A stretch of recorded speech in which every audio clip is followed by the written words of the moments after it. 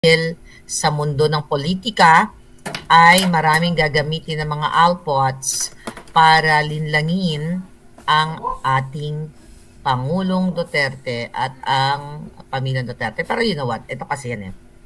Yan. Tapusin muna natin itong sigalot na ito na nangyayaring tension now, which is very scary, Actually, merong, whatchamacallit? I'm so arty-arty today. Merong advisory ang State Department na pinag-iingat kaming mga kana. Diba? Ingat sa lahat ng taga-Qatar, sabi ni Palangga, Don Rolando. So, pinag-iingat kami na, yung mga Amerikano, di ba, na kung saan man silang panig ng mundo, dapat nang, lumayo sa mga maiinit na bansang nag-aalab at umuusok. Which is, nakakatakot ito, hindi to biro ang mga eksenang ito dahil nga, damay-damay lahat dito eh. 'Di ba? Damay-damay lahat dito kapag ito ay nagtuloy-tuloy ang mga eksena. Teka lang, may titignan lang ako message kasi kanina may message sa akin. I hope meron bagong message. Oh, okay. It's all about gera pala. So ngayon, mga kababayan, talagang ito yung damay-damay ang buong tayong mga Pilipino kasi nga, 'di ba, ang daming mga kababayan natin mga kababayan natin na stranded, na hindi pa napapauwi dahil yung gobyerno natin na bangag, 'di ba, kulang sa preparation. Sabi nung isang bangag dito, bumalik ka dito sa dahig nang mabugbog ka. O sige, babalik ako diyan. Babalik ako diyan. Sige, kaya mo? Baka hanggang salta ka lang. Sino ka? Troll ka. Sige nga, mga talawan naman kayo diyan, mga walang balls. Ako pa ba? Anyway, so ngayon mga palaga, buwisiti na lang natin yung mga nget pa ngayon dahil feel ko mang asar ngayon. Hi Clothing Club, how are you Palangging? Okay. So ngayon, ang nakakaawa yung mga kababayan natin, mga OFW talaga. Dahil alam nyo si Bangag, mga alpoterang bangag, wala naman talaga silang pakialam sa ating mga OFW. 'Di ba? So affected po kayo dito. Kasi 'di ba, sabi nga ni Palangga Rolando, yung mga nasa Qatar, Saudi, UAE, 'di ba? Yan talaga maaapektuhan nating mga kababayan at ang inyong gobyernong alpoterang bangag, mga alpoteras ay wala yang pakialam sa inyo. So sinong maapektuhan diyan? Yung mga pamilya ninyo na pinapadala ninyo ng pera. Kung displaced kayo sa lugar na kung saan may gulo, affected talaga. Kawawa talaga yung mga mahal niyo sa buhay. I don't know kung ilan ang bilang ng mga OFW dyan sa Middle East, lalo na dyan sa Iran. Marami na yatang mga Pilipino dyan. I don't know how many people. Pero syempre, kayo talaga yung kawawa. Kasi unang-una, ang mga OFW, walang yan. Halos walang ipon yan. Okay? Walang ipon. Bigyan sila ng Uncle Sam. Okay. I'm with you. Yes, thank you, the Clothing Club. So, yun lang yung yun lang yung worry ko sa nangyayari ngayon na Guerras de Alpoteras. Pero wag ninyong alisin, kailangan ninyong wag niyong salamat kay Jojo, si Jojo Connect in-extract niya yata yung patungkol kung sino nagpapasok kay Alpotera doon sa Villamor Air Base. Ulit-ulitin natin, okay? Hindi ko issue kung ilan ang naging jowa ni PRRD. Okay? Walang ganong issue. Ang ginagawa kasi ng mga alpoteras, iniiba nila yung issue na parang drag daw ni Marlica ang buhay ni Pangulong Duterte, mga girls niya. Excuse me, hindi ko na kailangan i-drag yon. Yung mismo yung mga anak niya, they talk about it, darling. No. Hindi na kailangan i-drag yun dahil bago pa maingay ako, baka palayasin ako dito sa hotel. Ang ganda-ganda pa naman ng ko. By the way I have still my beautiful flowers from M.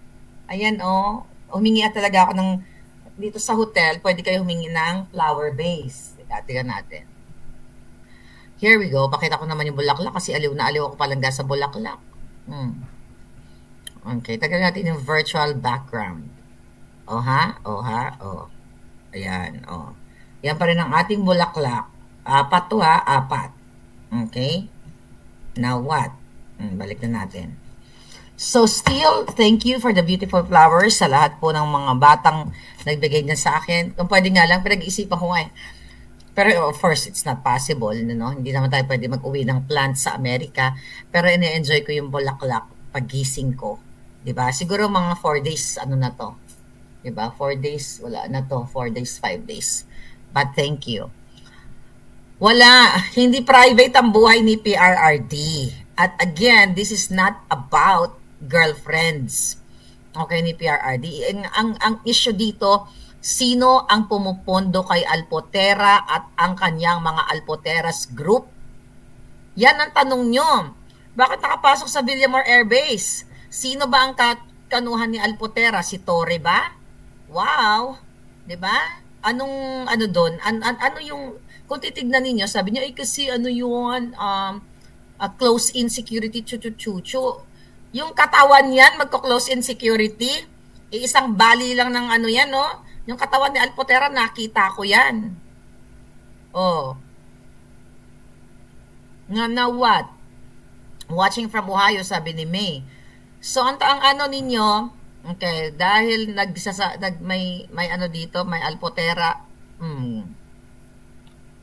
ayan, teka, si Commander Aguila. Yes, protocol daw siya. Really, Charlie. Hindi siya protocol. Tigilan niya ang protocol. Wala siyang alam sa protocol. Boba yun eh. Ang tanong nyo, sino ang what? Sinong pumupondo sa kanya? Bakit gustong-gusto niyang pumasok sa loob ng ICC? Sino ang nag-uutos sa kanya? Saan siya kumukuha ng pera? Wala naman siyang pera. Diba? Oh, yun lang tanong ninyo. Sino? Bakit? Hindi yung girlfriend. Nagsalita na nga si Inday eh. Nililis kasi nila yung issue. Marlica, dinadrag yung mga chuchu ni Pangulong Duterte. Hindi ko kailang i-drag yun. Dinadrag na, di ba? Dinadrag na nga ni Pangulong Duterte noon pa. Pero sa totoo lang, sa seryosong usapan, nakakaawa ang Pangulong Duterte. Dahil hanggang ngayon, nakakulong doon. Nakakulong dahil sa mga Marcos. Tapos yung mga Alpoteras, protektado ang kapatid ni Bangag. Yaya siya ni PRRD. O, yun na nga. Yayayayahan. Nasa likod lang ni Torre ang Alpotera. Tapos, okay. Ano daw? Everyday ako nakaabang sa live mo, sabi ni May Jane Pedroso. Thank you, Palangga. Okay, from Alaska, si Helen G. Oo, di pa ako tapos, Jessie, kaya gugurgurin kita kasi Alpotera ka. Gurgur, bye! I want to gurgur you today. I want to gurgur a lot of Alpoteras today. Now what? Ang issue natin dito, mga kababayan, ang mga bangag. Okay? Ang mga Alpoteras na bangag. Tapos binabago nila yung narrative na, si Marlica napaya sa Australia. Hello, excuse me. Sa tingin nyo ba kung nagsabi kasi nagagalit daw yung hindi na natutuwa yung mga Duterte sa akin. Excuse me. Kung hindi natutuwa si Inday sa akin, dapat sinapak niya na ako dito, no? Di ba, Day? Dapat sinapak na ako ni Vice President.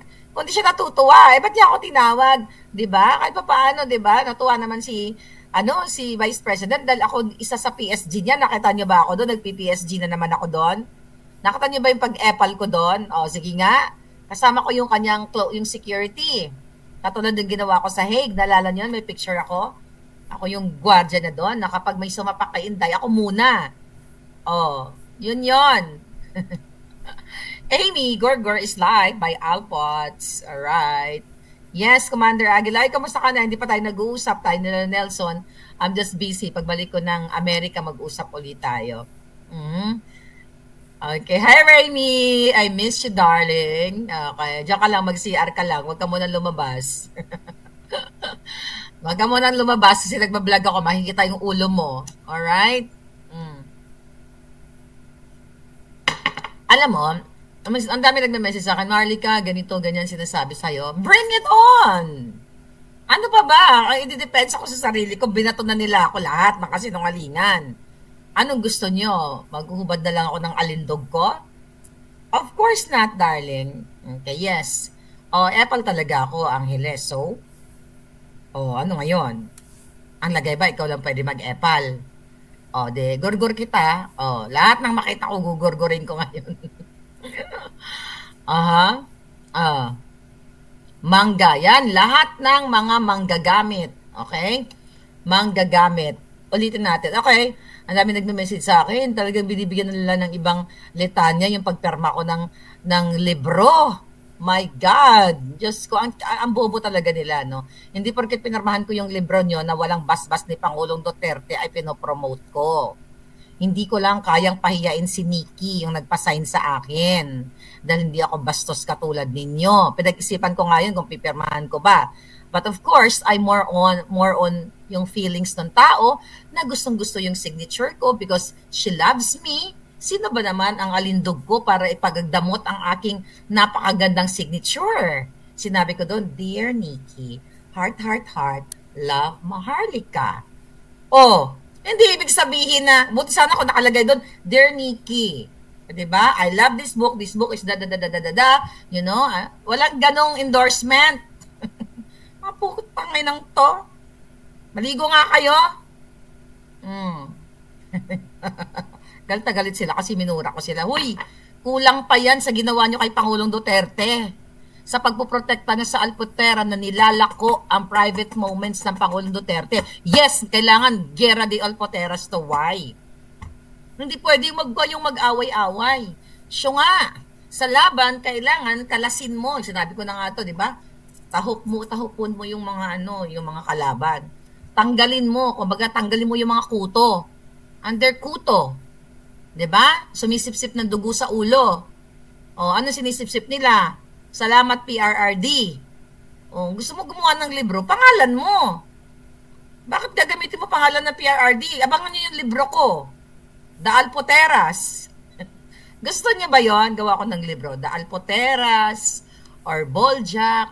You know, don't use PRRD's name for your own freaking interest. Pwede ba? Huwag tigilan niyo ako. Mga group chat nyo, akala nyo ang lilinis nyo. Huwag nyo kantayin bumula yung mga bibig nyo dyan. At ibubuking ko pa yung iba kong alam. Mabait lang ako sa inyo. Gusto nyo ba ibuking ko pa? Huwag ngayon. Di ako kailangan uminom ako ng isang shot ng margarita. There's no freedom without war, sabi ni My Music World. Okay? Hindi po ito paghati-ati sa mga Duterte. Hindi yan, imagine mo si Alpoteras may troll. Tapos ang binibida nila, yung mga kadyutahan nila, tapos more on ipinapromote si Mangga, si Amy Marcos. Si Pangulong Duterte nag-ayaw na sa mga Marcos. Although yung kay Inday, iba yun. Sabi na, awahin ko ba't ko naman naawahin si Inday? BFF ko yun. Shout out sa Vice President Chika lang, baka maniwala kayo. Ba't ko naman naawahin yung BFF ko? Hello? Diba? Di awain ko yung si Mangga. Masar kayo dyan. May troll farm sila, no?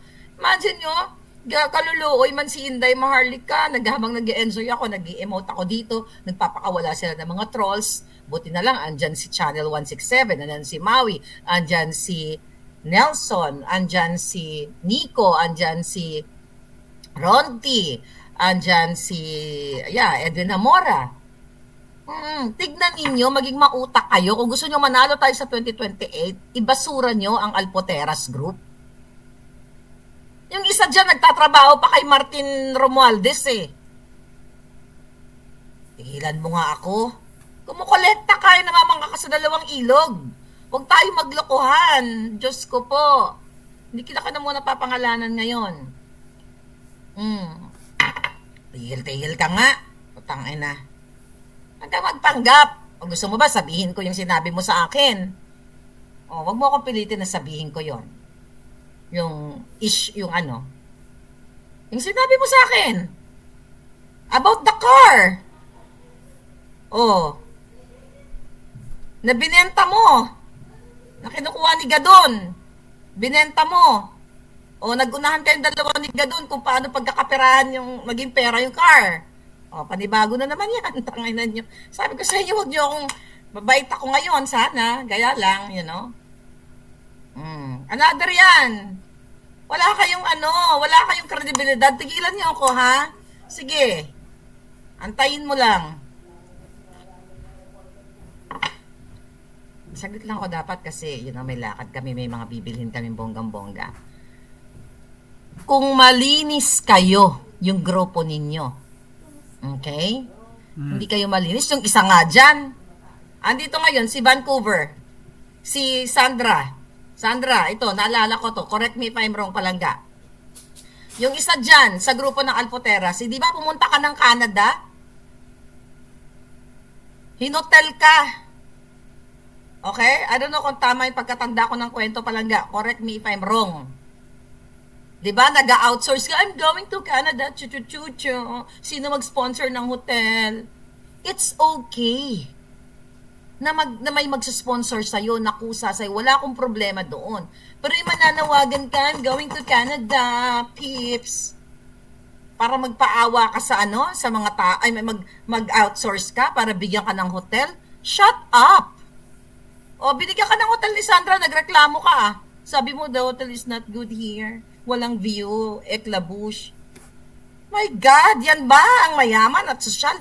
Ako, hindi ako nag-claim na mayaman ako dahil di naman ako mayaman. When I travel, una hindi ako nag-a-announce. Hindi ako nagsabi sa mga follower ko, mga Palangga, pupunta ako sa Hague, baka naman sponsor nyo ako ng hotel. I don't fucking do that. Darling, you know who you are. Pero kayo papangalanganan ngayon dahil I'm not ready for that. Ngayon, kayo ang may vested interest. Ako, hindi ako nagsusulat ng pahala ni Pera Ardi sa libro para makabenta ng libro. O, tigilan niyo ako. Parang charity, chu-chu-chu-chu. Tigil? Diyos ko po, charity. Wala kayo may pagmamalaki sa akin, ha? Kumita, binenta mo yung kotse. Binabawi ni Gadon sa'yo. Diba? Kinumenta mo yan sa akin, Palangga. O, ayaw niyo ako tigilan. Mag-troll account kayo. O, sige, bukas. O, sa sunod na bukas, pangalanan ko kayo. Yung nagpalibre ng hotel. Usap tayo, Palangga, Sandra, i-remind mo ako sa kwento. Binigyan ka na ng hotel, nagreklamo ka pa. Kami nga doon eh. Alam mo doon, salamat kay Ma'am Beth ng Switzerland. Pinatulog kami. Although we are capable na mag-ano ng hotel. Mag-rent. Pero na-appreciate ko yung hospitality ni Ma'am Beth. Alam mo ba kami, kahit na, syempre, may yung roof attic, yung sa attic kami natulog dahil 1, 2, 3, 4, 5 kami. So, si Spokes dito sa isbalang kwarto. Marami siyang kwarto, maganda ba yan? Mayaman yun si Ma'am Beth dyan. Maayos ang buhay sa Switzerland. Bonggang-bonggang bahay. Dalawa lang sila nakatira. Tapos dito si Palangga ko, Elena. Tapos si Kim nandoon sa sala. Tapos kami nandoon sa rooftop. Ay, sa ano yun? Sa attic. Kahit nahirap umakyat. Umakyat talaga ako doon. But we appreciate it. Hindi kami nagrereklamo. Kahit sa sahig mo lang ako patulugin, kauboy ako. Nung nasa Chamonix kami, I love the word, Chamonix, France. Diba? Natulog kami doon. Isang room lang kami. Kasi isang room lang yung na-book namin, 250 euros. So, yung dalawa, kasi nga kauboy ako, hindi ako maarte. Yung dalawang girl, si Palangga, Madam Elena, at saka si kambal ko, nandun sila sa room. Si Spokes Harry nasa sofa na ganyan, si Kim nasa sofa ganyan, ako nandito sa parang reclining chair. I don't care. Kauboy ako kahit sa mo ko sa island mo ako patulugin, ay wala akong pakialam. Ikaw girl, binigyan ka na ng libreng hotel, nagreklamo ka pa. Tangina ka. Ayaw niyong mamura. Ang dami yung nabentang libro, wala kayong pambiling pang anong hotel. Ano pa? Giyera to gusto nyo ng giyera, di girahin natin. Vested interest yan. Sige nga. Saan ako na nabasa nyo na nanawagan na pupunta ako sa isang bansa at magsabi sa inyo na baka, may alam kayo na ganito, na hotel-hotel eklabush. Diba? Saan? Meron ba akong hiningi sa mga follower ko? Kung may binibigay man sa akin, thank you so much po. But never ako mag-ask sa inyo. Dahil alam ko ang hirap ng trabaho ng OFW. Pero yung mga mayayaman namin mga palangga, katulad ni MJ, pinakain kami ng dyan sa Germany, shout out kay Palangga, pinakain kami ng, what's that? Crispy pata ng Germany. Oh, sino pa ba? Si Arlene Andes ng Belgium. Oh, nilibre kami sa Bruges. Inabangan niya ako sa school bus, sa tourist bus habang ako'y nagla-live. You know, yun yung ganon. Hindi yung ahead of time, pupunta ka ng Amerika, pupunta ka ng Canada, mananawagan ka. Parang yung yung isang bakling, 'di ba, na kampo ni Satanas. Oh, gusto mo mag-travel, pwede ka naman mag-travel ng budget travel. Pwede ka sa isang, what do you call that, hostel, o makitulog ka sa kaibigan mo or what. Pero wag kayong wag kayong umarte ha. Pasosyal-sosyal, o galit na galit kayo sa akin dahil ibinuking ko. Hindi naman kami binigyan ng pera ni Kati Binag. Pero, nagsasabi kayo, wala kayong pera pang laban. Kaya yung tao, nagmagandang loob, nagbigay ng pera for you. O tapos ngayon, ititwist niyo yung storya about girlfriends ni PRRD. That's BS. Hindi yan ang issue ko. Wala akong pakialam sa mga girlfriends ni PRRD. Hindi ko yan issue. Ang issue ko, yung pambababoy ng boss nyong Alpotera na pinoprotektahan yung mga julul kayo. Diba? The Clothing Club. Ikaw, biktima ka rin eh. Ikaw kasi, nagalit nga ako sa'yo palangga eh. I'm serious, di ba? Nadamay niyo ako sabi ko sa'yo, wag kang sasali dyan sa away ng mga yawa. O, anong nangyari? O, pati ikaw. I'm telling you. Ano pa? Tatakbong presidente si Maga. Ayun na nga, ngayon pa lang. Nagkikreate na sila ng narrative. Hindi nila masisira. If you really are solid Duterte, kayo naman mga syunga. Diba? Imagine nyo, nagpapaniwala ko sa group na Alpotera na sinusuportahan si Mangga, na sinusuportahan si Marcos, ang mga Marcos, na hindi kayang, kahit kailanman, hindi kayang magsalita against sa kanyang kapatid.